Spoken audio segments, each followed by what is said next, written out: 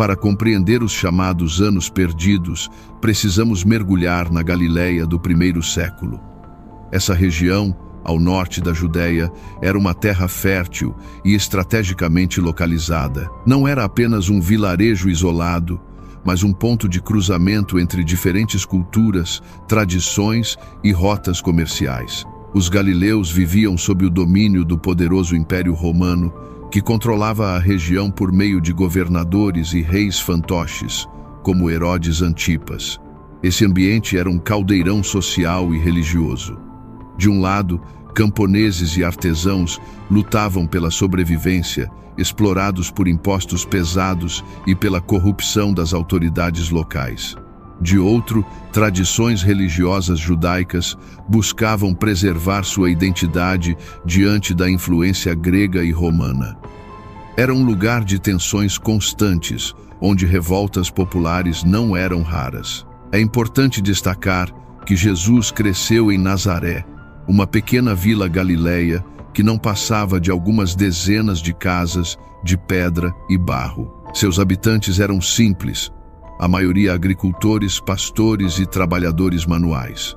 A carpintaria de José provavelmente não se limitava a construir móveis, mas também envolvia trabalhos de construção civil, já que cidades como Séforis, a poucos quilômetros dali, estavam em constante crescimento. Muitos estudiosos sugerem que Jesus, durante sua juventude, pode ter trabalhado nessas obras, tendo contato com o mundo urbano, marcado pela presença romana.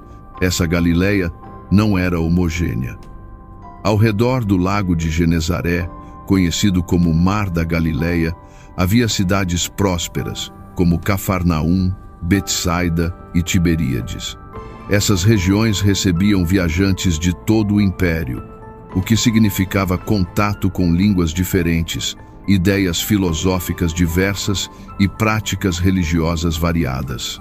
O jovem Jesus, mesmo vivendo em uma vila simples, não estava isolado do mundo. Pelo contrário, ele estava em uma encruzilhada cultural. Outro aspecto importante é o cenário religioso. Havia diferentes correntes dentro do judaísmo da época. Os fariseus enfatizavam a observância rigorosa da lei. Os saduceus se apoiavam no templo de Jerusalém e no poder aristocrático. Os zelotes defendiam a resistência armada contra Roma. E os essênios, afastados em comunidades isoladas, viviam em busca de pureza espiritual. Qual dessas correntes pode ter influenciado Jesus? É uma pergunta que permanece em aberto, mas o ambiente da Galileia certamente o expôs a essa diversidade de pensamentos. Além disso, a própria língua da região reforça esse mosaico cultural. O aramaico era falado pela população comum, mas o hebraico ainda era usado em contextos religiosos, enquanto o grego funcionava como idioma de comércio e administração. Jesus, portanto, pode ter crescido bilíngue, possivelmente trilíngue, algo que lhe permitiria dialogar com diferentes públicos mais tarde em sua missão. Esse detalhe linguístico, por si só, já sugere que seus anos de formação foram muito mais ricos do que o silêncio dos evangelhos dá a entender. Agora imagine esse cenário. Um jovem vivendo em um vilarejo simples, mas com acesso a cidades movimentadas, convivendo com camponeses, soldados romanos, comerciantes estrangeiros e religiosos de diferentes correntes. É nesse ambiente que Jesus amadureceu. É impossível acreditar que esse contato não tenha moldado sua visão de mundo. Também não podemos esquecer que a Galileia era vista com certo desprezo pela elite de Jerusalém. O próprio Evangelho de João registra a pergunta irônica: pode vir alguma coisa boa de Nazaré? Esse preconceito cultural revela como os galileus eram considerados rústicos e menos instruídos. Paradoxalmente, foi justamente dessa terra marginalizada que surgiu o homem que mudaria a história. Nesse ponto, precisamos refletir. Será que os anos ocultos de Jesus foram passados apenas nesse cotidiano galileu, absorvendo a realidade de seu povo? Ou será que esse foi apenas o ponto de partida para jornadas maiores? que o levaram a explorar outros horizontes fora da Palestina. O certo é que a Galileia era o lugar ideal para um jovem desenvolver uma sensibilidade aguçada diante da injustiça social, da opressão romana e das disputas religiosas. Tudo isso aparece de alguma forma em suas pregações posteriores. Seus discursos sobre o reino de Deus, sua empatia pelos pobres e sua firmeza diante das autoridades refletem alguém que conhecia profundamente a realidade dura do povo galileu. Portanto, entender o contexto histórico da Galileia não resolve o enigma dos anos perdidos, mas nos oferece pistas valiosas. Pistas de que o silêncio dos evangelhos pode ter sido preenchido por uma experiência intensa, moldada pelas condições de sua terra natal. No próximo capítulo, iremos além e exploraremos as teorias que afirmam que Jesus teria se envolvido com grupos judaicos específicos, como os essênios. Essa hipótese abre uma nova janela para compreendermos sua formação espiritual. Antes de avançarmos, quero reforçar o convite para que você fique até o fim desta narrativa, pois cada detalhe que revelamos aqui no canal iluminadamente ajuda a lançar luz sobre o maior enigma da vida de Jesus, os anos perdidos entre os 12 e os 30. Se olharmos para a Palestina do primeiro século, veremos que o judaísmo não era uma religião homogênea. Pelo contrário, havia várias correntes que disputavam espaço, influência e seguidores. Entre os fariseus, saduceus, zelotes e essênios, encontramos modos distintos de enxergar a fé, a lei e até mesmo a relação com o poder romano. E é nesse mosaico que surge a grande pergunta: em qual dessas tradições Jesus poderia ter encontrado inspiração durante seus anos de silêncio? Comecemos pelos fariseus. Eles eram conhecidos pelo apego rigoroso à lei de Moisés e às tradições orais. Acreditavam na ressurreição e na vida após a morte, algo que os diferenciava dos saduceus. Muitos estudiosos sugerem que Jesus compartilhava alguns pontos de vista com eles, principalmente no que dizia respeito à valorização da vida espiritual, além da material. No entanto, também se chocava contra sua rigidez e hipocrisia, criticando a prática de transformar a religião em mero formalismo. Os saduceus, por sua vez, eram a elite sacerdotal ligada ao Templo de Jerusalém. Detinham grande poder político e colaboravam com Roma, garantindo sua posição de prestígio. Para eles, apenas a Torá escrita tinha autoridade, e rejeitavam a ideia da ressurreição. Seria improvável que Jesus tivesse vínculos com esse grupo, já que sua pregação futura contrasta fortemente com as crenças saduceias. Os zelotes representavam outra face do judaísmo. Eram radicais que defendiam a luta armada contra os romanos.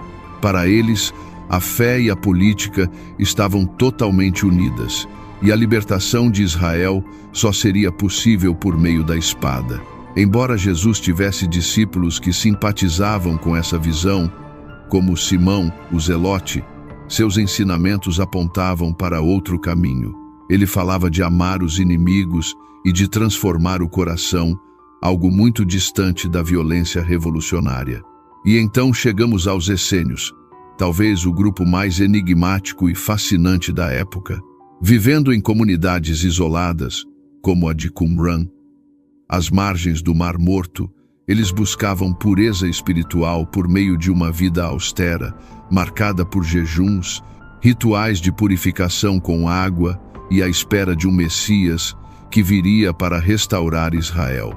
Seus escritos, preservados nos famosos manuscritos do Mar Morto, revelam uma disciplina comunitária rigorosa e uma espiritualidade profundamente apocalíptica. Aqui começa uma das teorias mais instigantes. Seria possível que Jesus tivesse contato com os essênios durante seus anos de silêncio? Alguns pesquisadores argumentam que sim. As semelhanças entre certos ensinamentos essênios e práticas descritas nos evangelhos são notáveis. A ideia de batismos repetidos como símbolo de purificação a expectativa de um reino de justiça e até mesmo a ênfase em uma vida comunitária dedicada a Deus são paralelos curiosos. Por outro lado, há diferenças significativas. Os essênios viviam afastados do povo, acreditando que o mundo estava corrompido demais para ser redimido. Jesus, ao contrário, foi ao encontro das multidões, conviveu com pecadores e pregou em praças abertas. Enquanto os essênios esperavam um Messias guerreiro e sacerdotal, Jesus se apresentou como o servo sofredor, rompendo expectativas. Ainda assim, a hipótese não pode ser descartada. Se Jesus, em sua juventude, buscava caminhos de espiritualidade, é plausível que tenha ouvido falar dos essênios ou até mesmo visitado alguma de suas comunidades. Afinal, Qumran não estava tão distante da Galileia e suas ideias circulavam pelo imaginário religioso da época. Mesmo que não tenha vivido entre eles, pode ter absorvido parte de suas práticas e reelaborado tudo dentro de sua própria missão. Alguns textos apócrifos vão ainda mais longe, sugerindo que Jesus teria estudado em profundidade com os essênios, adquirindo conhecimentos secretos que depois transmitiria de maneira adaptada às multidões. Essas tradições não podem ser comprovadas, mas mostram o quanto o silêncio dos evangelhos abre espaço para interpretações e mistérios. É interessante notar também que João Batista, o profeta que antecedeu Jesus, é frequentemente associado aos essênios. Sua vida no deserto, sua prática do batismo e seu chamado ao arrependimento ecoam muito do estilo de vida desse grupo. Se Jesus teve contato com João antes de iniciar sua missão, é possível que, indiretamente, também tenha absorvido algo dessa tradição. Assim, quando olhamos para os anos perdidos de Jesus à luz das correntes judaicas, percebemos que ele poderia ter dialogado com todas em algum nível, mas não se prendeu a nenhuma. Ele não foi fariseu, nem saduceu, nem zelote, nem essênio. Foi alguém que bebeu da tradição de Israel, mas transcendeu todas as categorias, abrindo um caminho único. Esse capítulo não nos dá respostas definitivas, mas nos aproxima de entender como o silêncio pode ter sido um tempo de busca e aprendizado. E nos deixa prontos para a próxima questão. E se Jesus não tivesse ficado apenas na Galileia? E se ele tivesse ido além das fronteiras de Israel, buscando conhecimento em terras distantes, como Índia, Pérsia e Tibete?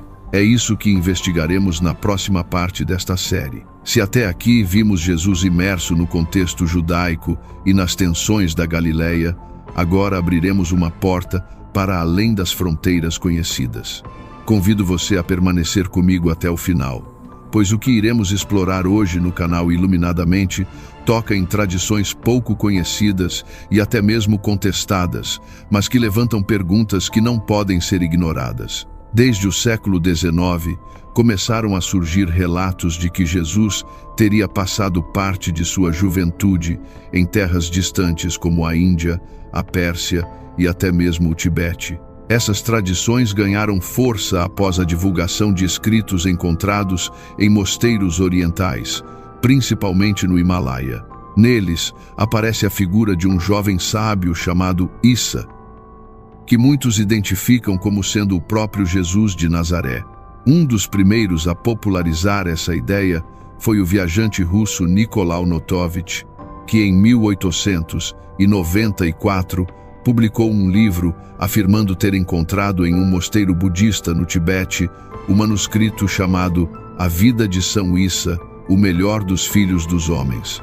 Segundo esse texto, Issa teria viajado ainda jovem para o Oriente, estudando com brahmanes na Índia, onde aprendeu sobre os Vedas, e depois com monges budistas, absorvendo ensinamentos de compaixão e desapego material. Os relatos descrevem que, após passar alguns anos nesses estudos, Issa teria retornado para o Ocidente, já adulto, para dar início à sua missão. O paralelo com o silêncio dos evangelhos é irresistível, justamente o período entre os 12 e os 30 anos. Porém, a autenticidade desses manuscritos foi duramente contestada por estudiosos ocidentais, muitos dos quais acusaram Notovitch de fraude ou invenção. Ainda assim, outros viajantes e pesquisadores do século XX relataram ter visto documentos semelhantes em mosteiros indianos e tibetanos, o que manteve a teoria viva. Para alguns, trata-se apenas de lendas locais adaptadas para aproximar Jesus das tradições orientais. Para outros, é uma pista concreta de que ele realmente teria feito essas jornadas. Do ponto de vista histórico, podemos nos perguntar: seria possível? A Rota da Seda já existia naquela época, conectando o Oriente ao Ocidente. Comerciantes, sábios e até missionários religiosos percorriam esses caminhos. Um jovem curioso e em busca de conhecimento poderia, em tese, ter acompanhado caravanas e chegado até a Índia. Isso não seria impossível, apenas improvável considerando os riscos e as dificuldades de viagem. Se considerarmos a hipótese, o que Jesus poderia ter aprendido nessas terras? No hinduísmo, talvez tenha tido contato com ideias sobre o ciclo de renascimentos e o valor da vida espiritual acima da material. No budismo, poderia ter absorvido noções de desapego, compaixão universal e meditação, aspectos que muitos estudiosos veem ecoar em seus ensinamentos futuros. Alguns paralelos chamam a atenção.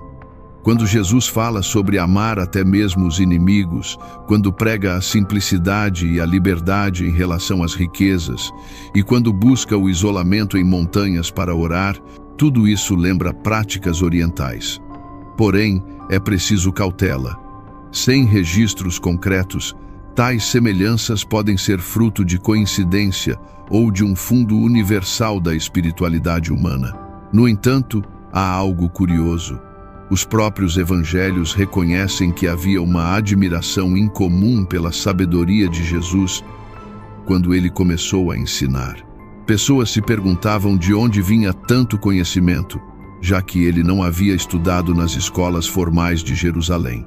Essa surpresa pode indicar que, de fato, sua formação veio de lugares não convencionais. Outro ponto intrigante é que algumas tradições islâmicas também afirmam que Jesus teria viajado para terras distantes antes de iniciar sua missão. No Islã, Jesus é chamado de Isa, e alguns relatos apócrifos muçulmanos falam de jornadas que o ligam ao Oriente. Embora não sejam provas históricas, esses testemunhos mostram que a ideia de viagens não surgiu apenas no Ocidente moderno, mas já circulava em diferentes culturas. Claro, os críticos argumentam que todas essas histórias não passam de tentativas de aproximar Jesus de outras tradições religiosas, como uma forma de universalizá-lo. Para eles, o silêncio dos evangelhos deve ser entendido como um tempo de vida simples em Nazaré, sem aventuras extraordinárias. Contudo, a ausência de registros deixa espaço aberto e o imaginário humano preenche com possibilidades. Ao pensarmos nessa hipótese, precisamos refletir não apenas sobre se Jesus esteve na Índia ou no Tibete, mas sobre o impacto que teria tido caso isso fosse verdade.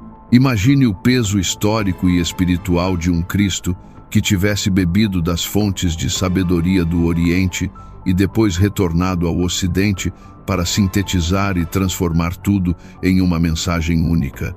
Isso faria dele não apenas uma figura judaica, mas verdadeiramente universal. Seja mito ou realidade, a teoria das viagens orientais continua a intrigar e atrair pesquisadores e crentes em todo o mundo. E ainda que não possamos provar, ela nos ajuda a perceber como o silêncio dos evangelhos continua vivo e provocador, alimentando investigações até hoje.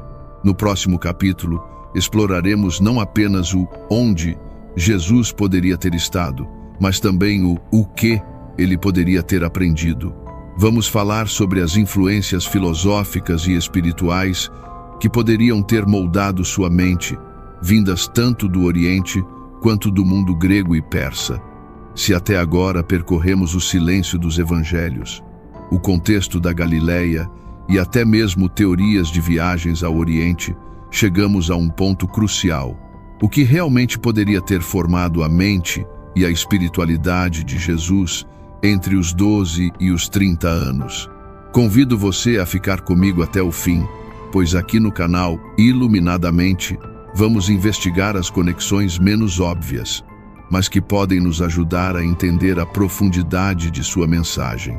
Quando Jesus surge publicamente já adulto, sua fala é surpreendentemente sofisticada. Ele não apenas cita as escrituras judaicas, mas apresenta parábolas, analogias e discursos de uma clareza impressionante. Além disso, mostra uma visão de mundo que transcende a tradição local. Essa sabedoria não parece brotar de repente, mas sim fruto de anos de observação, reflexão e, possivelmente, contato com diferentes correntes filosóficas e espirituais. Se pensarmos no mundo mediterrâneo do primeiro século, percebemos que as ideias circulavam muito mais do que imaginamos. O Império Romano interligava povos e culturas, permitindo trocas intelectuais entre gregos, judeus, egípcios e persas. Em cidades próximas à Galileia, como Séforis e Tiberíades, essas influências estavam vivas. É plausível que Jesus tenha tido algum contato com essas tradições, seja direta ou indiretamente. A filosofia grega, por exemplo, já havia marcado fortemente o mundo judaico desde a época de Alexandre, o Grande. Conceitos estoicos como a aceitação do destino, a busca pela virtude e o desapego das paixões ressoam em vários ensinamentos de Jesus. Quando ele fala sobre não se preocupar com o dia de amanhã ou sobre o valor da vida além das riquezas, ecoa uma visão muito próxima da serenidade estoica. Além disso, a tradição cínica, que pregava simplicidade radical e desprezo pelas convenções sociais, também pode ter deixado marcas. Os cínicos andavam pelas cidades com uma vida austera, desafiando os poderosos e defendendo a liberdade interior. Essa atitude lembra a forma como Jesus caminhava pelas vilas, sem riquezas, questionando as autoridades religiosas e políticas. Do lado persa, temos o zoroastrismo, religião que já havia influenciado o judaísmo durante o exílio na Babilônia. A ideia de uma luta cósmica entre o bem e o mal, de um julgamento final e da esperança em um Messias libertador já circulava no imaginário judaico, mas ganha força com o contato persa. Quando Jesus fala sobre a vinda do reino de Deus e sobre separar o joio do trigo, encontramos ecos dessa tradição dualista. Voltando ao Oriente, se aceitarmos a hipótese de uma jornada à Índia, não é difícil ver paralelos com o budismo. O desapego das posses, a compaixão pelos que sofrem e a prática de momentos de meditação no silêncio das montanhas aproximam seus ensinamentos dos monges budistas. Já no hinduísmo, a ideia de uma realidade superior que transcende o mundo material dialoga com a noção do reino de Deus como algo que não se limita a este plano. Não podemos esquecer também a influência do Egito, com sua tradição mística e sua sabedoria milenar. Alexandria, um grande centro de conhecimento, abrigava uma comunidade judaica importante e escolas filosóficas como a de Filon, que buscava unir filosofia grega e espiritualidade hebraica. É possível que ecos dessas discussões tenham chegado até a Galileia, mas ao mesmo tempo em que reconhecemos essas possíveis influências, é importante notar que Jesus não se tornou um mero repetidor de filosofias alheias. Ele parecia assimilar o que havia de mais profundo em cada tradição e recriar algo novo, centrado na experiência direta com Deus e na proximidade com os marginalizados. Sua originalidade não estava em inventar conceitos do nada, mas em integrar diferentes perspectivas em uma mensagem viva e acessível. Os próprios evangelistas registram a admiração das multidões. De onde vem tamanha sabedoria? Essa pergunta sugere que havia algo incomum em sua formação. Ele não havia sido treinado nas escolas rabínicas tradicionais e ainda assim falava com autoridade. Para muitos, essa autoridade vinha diretamente de sua ligação divina. Para outros, pode ter sido fruto de uma jornada humana rica em experiências e encontros culturais. É nesse ponto que os anos perdidos se tornam ainda mais intrigantes. Pois se Jesus apenas trabalhou como carpinteiro em Nazaré, como alguns defendem, de onde teria vindo a profundidade universal de sua mensagem? E se, por outro lado, ele percorreu o mundo em busca de sabedoria, isso não diminuiria sua originalidade, mas a engrandeceria ainda mais. Assim, os anos de silêncio podem ser vistos como um tempo de absorção, seja em Nazaré, convivendo com a dureza da vida galileia, seja em viagens distantes, ouvindo mestres de outras tradições. Esse período foi, sem dúvida, a preparação para a mensagem que mudaria a história da humanidade. Na próxima parte, vamos explorar a hipótese de que esse silêncio não representou apenas aprendizado externo, mas também um processo profundo de amadurecimento interior. Um tempo de contemplação, de oração e de preparação espiritual para a missão que estava por vir. Antes de mergulharmos neste capítulo, faço um convite especial. Permaneça comigo até o final, pois o que vamos refletir aqui no canal, iluminadamente, pode abrir uma nova perspectiva sobre como o silêncio e o recolhimento moldam grandes transformações espirituais. Se até agora exploramos teorias históricas, contatos culturais e até possíveis viagens de Jesus, precisamos considerar outra possibilidade. E se esses 18 anos de silêncio não tivessem sido vividos em jornadas externas, mas em um mergulho interior, em um processo lento e profundo de preparação espiritual, os evangelhos, apesar de lacônicos, dão algumas pistas. O de Lucas, por exemplo, diz que após o episódio do templo, Jesus voltou com Maria e José e crescia em sabedoria, em estatura e em graça diante de Deus e dos homens. Essa frase simples pode ser entendida como uma síntese de quase 2 décadas de vida oculta. Não há aventuras registradas, mas há crescimento, amadurecimento e silêncio. Esse silêncio é, por si só, revelador. Em quase todas as tradições religiosas, os grandes mestres passam por períodos de retiro antes de se manifestarem publicamente. Moisés viveu anos no deserto de Madiã antes de voltar ao Egito. Elias se isolou na solidão antes de confrontar os reis de Israel. O próprio João Batista habitava regiões áridas, alimentando-se de forma austera antes de iniciar sua pregação. O silêncio e a espera parecem fazer parte da gestação de qualquer missão espiritual significativa. Assim, podemos imaginar Jesus jovem em Nazaré, vivendo uma rotina aparentemente comum, mas cultivando interiormente uma consciência cada vez mais clara de sua ligação com Deus. Seu trabalho manual, a carpintaria, poderia ser visto não apenas como sustento, mas como disciplina. A cada madeira cortada, a cada instrumento moldado, um treinamento de paciência, foco e humildade. Além disso, Nazaré, apesar de pequena, era um lugar onde ele poderia observar de perto as injustiças sociais, as dores do povo, as tensões com os soldados romanos.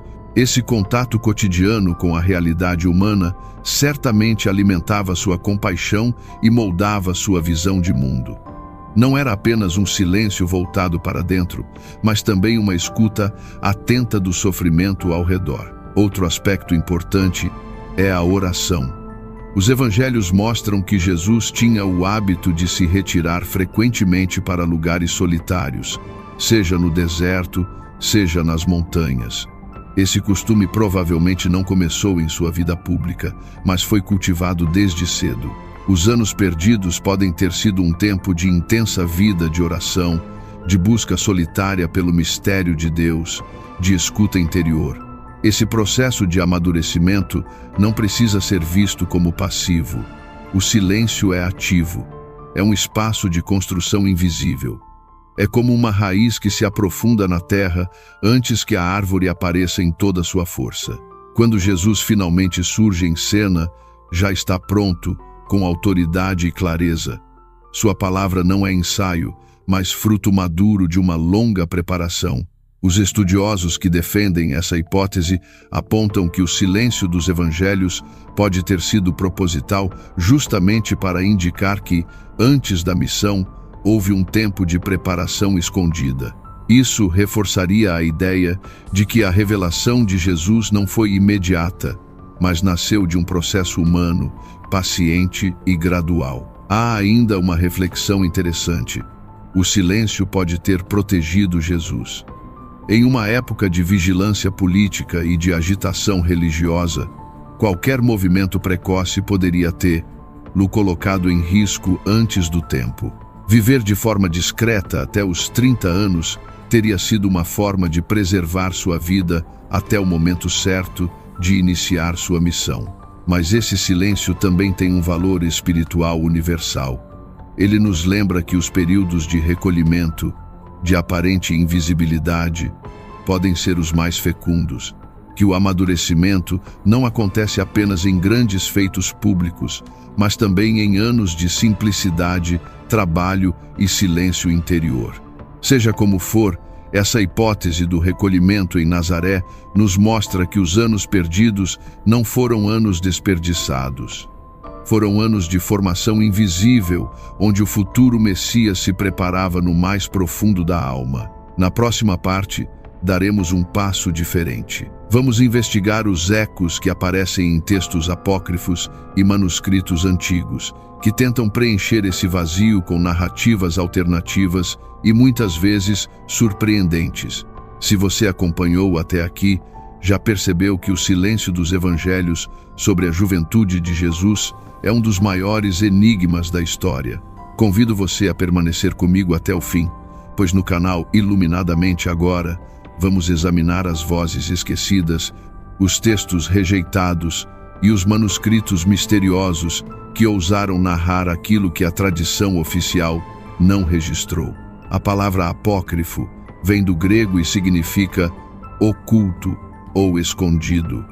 São textos escritos nos primeiros séculos do cristianismo que não entraram no cânone bíblico. Muitos deles pretendiam preencher lacunas deixadas pelos evangelhos oficiais, incluindo justamente a infância e a juventude de Jesus. Embora não sejam considerados históricos pela Igreja, servem como testemunhos curiosos do imaginário das comunidades antigas. Um dos exemplos mais conhecidos é o chamado Evangelho da Infância de Tomé. Nesse texto, vemos um Jesus criança realizando milagres desde muito cedo, modelando passarinhos de barro que ganhavam vida, estendendo um jarro de água que se multiplicava, até mesmo amaldiçoando pessoas que o contrariavam. Esses relatos, embora estranhos e até desconfortáveis para a teologia tradicional, mostram que havia o desejo de imaginar uma infância marcada por poderes sobrenaturais. Outro escrito importante é o proto-evangelho de Tiago, que foca mais na vida de Maria, mas também traz elementos sobre a infância de Jesus. Nesse texto, aparece a tentativa de mostrar que, desde o nascimento, a vida de Jesus esteve cercada de sinais miraculosos. A intenção era reforçar sua santidade desde os primeiros anos, algo que os evangelhos canônicos tratam de forma mais sóbria. Existem também textos gnósticos, como o Evangelho de Tomé e o Evangelho de Filipe, que, embora não falem diretamente da juventude de Jesus, trazem palavras atribuídas a ele que revelam uma dimensão mais mística de sua missão. Para os gnósticos, Jesus era o portador de um conhecimento secreto, capaz de libertar a alma da prisão do mundo material. Essa visão sugere que seus anos de silêncio poderiam ter sido um tempo de aprendizado desse saber oculto. E não podemos deixar de mencionar os manuscritos do Mar Morto, descobertos em Qumran, em meados do século XX. Embora não falem diretamente de Jesus, Esses textos nos permitem entender o ambiente espiritual da época, principalmente as crenças dos essênios. Ali encontramos descrições de rituais de purificação, da espera por um Messias e de uma comunidade que se considerava filhos da luz em luta contra as forças das trevas. Muitos veem ecos desses escritos nas pregações de Jesus, sugerindo que ele poderia ter tido contato, direto ou indireto, com essa tradição. Há ainda o chamado Evangelho Árabe da Infância, preservado em manuscritos orientais, que apresenta relatos curiosos como a amizade do menino Jesus com animais, seu poder de curar desde pequeno e até viagens ao Egito com seus pais, onde teria realizado prodígios. Esses textos, embora fabulosos, mostram como as comunidades sentiam a necessidade de preencher o silêncio com narrativas maravilhosas. Do ponto de vista histórico, é claro que tais escritos não podem ser considerados relatos confiáveis.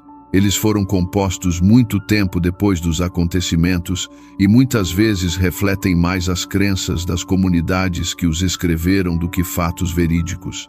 No entanto, sua existência revela algo essencial: a inquietação dos primeiros cristãos diante do mistério dos anos perdidos. É fascinante notar como essas tradições apócrifas se espalharam e influenciaram a arte e a devoção popular. Muitas cenas representadas em pinturas medievais, por exemplo, têm origem nesses textos. Mesmo sem serem reconhecidos oficialmente, eles moldaram a imaginação coletiva sobre quem foi Jesus em sua infância e juventude. Além disso, esses escritos levantam uma questão profunda. Será que o silêncio dos evangelhos foi intencional, justamente para evitar interpretações exageradas, como as dos apócrifos? Ou será que, em algum momento da história, registros mais completos foram perdidos ou até mesmo suprimidos? Essa dúvida continua a intrigar historiadores e teólogos até hoje. O certo é que, se os apócrifos e os manuscritos antigos não nos dão respostas definitivas, pelo menos nos mostram que a juventude de Jesus sempre foi um espaço de imaginação e mistério. O vazio foi preenchido com lendas, mitos e especulações, mas nunca apagou a sensação de que havia algo importante nesses anos não registrados. E isso nos prepara para o momento decisivo. Se esses anos foram um tempo de formação, seja em silêncio, seja em viagens, seja em contato com outras tradições, como tudo isso se refletiu quando Jesus finalmente apareceu em público aos 30 anos.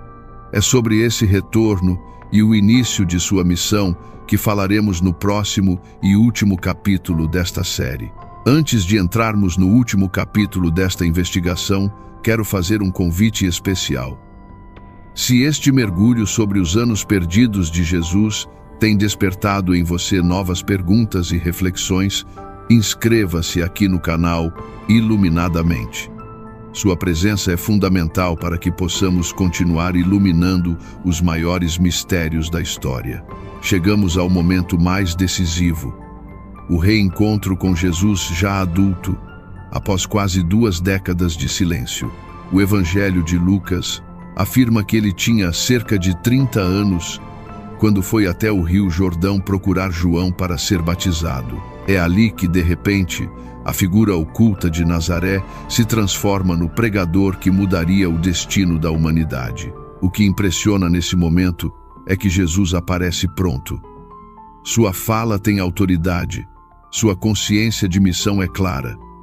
Sua mensagem é coerente e profundamente transformadora. É como se tudo aquilo que estava oculto tivesse amadurecido em silêncio e agora viesse à luz em força plena. Os anos perdidos, portanto, não foram um vazio, mas o terreno fértil que preparou a colheita.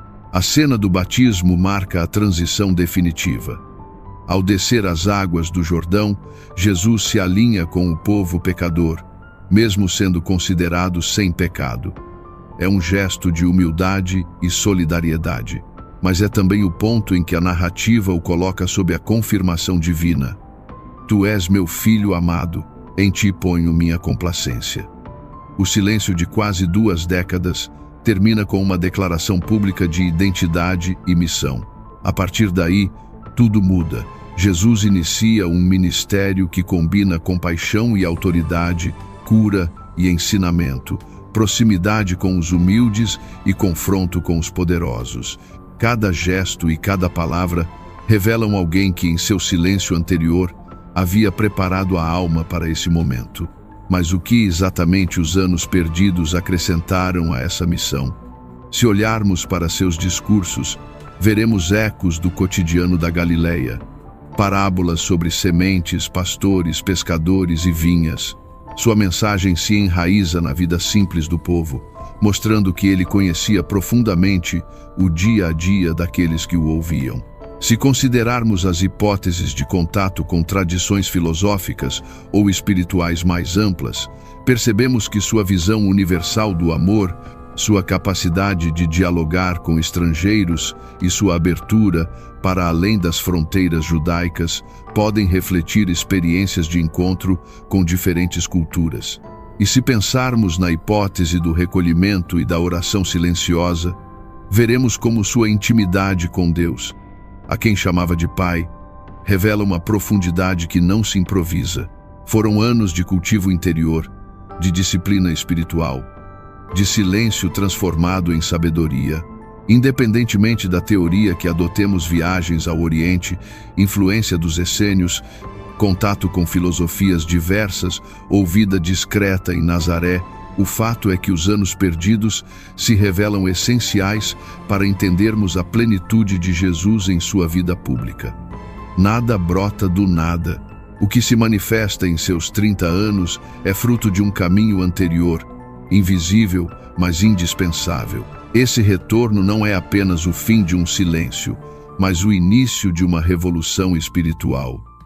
Ele surge em um mundo dividido, oprimido e repleto de tensões religiosas e políticas. E sua mensagem de amor ao próximo, de perdão e de esperança no reino de Deus, se torna um contraponto radical às estruturas de poder da época. Os anos perdidos de Jesus continuam sendo um mistério. Talvez nunca saibamos exatamente onde esteve, o que aprendeu ou como viveu, mas podemos afirmar que esse período moldou quem ele seria diante do mundo. O silêncio não apagou sua história. Pelo contrário, foi a base invisível que sustentou sua missão. E assim encerramos esta jornada. Que os anos perdidos de Jesus nos inspirem a valorizar também nossos períodos de silêncio, de preparação e de amadurecimento. Pois muitas vezes é no invisível que se forja a força que um dia se revelará ao mundo. Se essa investigação trouxe luz para você, inscreva-se no canal e